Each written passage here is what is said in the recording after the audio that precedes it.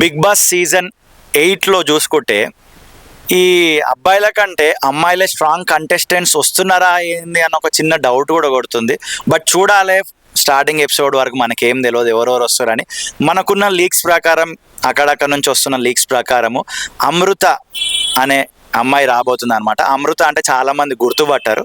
అమృత ప్రణయ్ అంటే almost 99% social media knowledge ఉన్న వాళ్ళందరికీ తెలుసు. వాళ్ళ ఒక ప్రేమ జంట, వాళ్ళ హస్బెండ్ చనిపోయినారు, ఆ స్టోరీ అంతా మీకు తెలిసిందే. సో అమృత ప్రణయ్ అయితే బిగ్ బాస్ సీజన్ 8లోనికి రాబోతున్నారు. చాలామంది అప్పుడే నెగిటివిటీ స్ప్రెడ్ చేస్తూనే ఉన్నారు, ఈ అమ్మాయి మీద కూడా ఎందుకు, నీకు అవసరమా, ఇది అవసరమా, అది అవసరమా అని.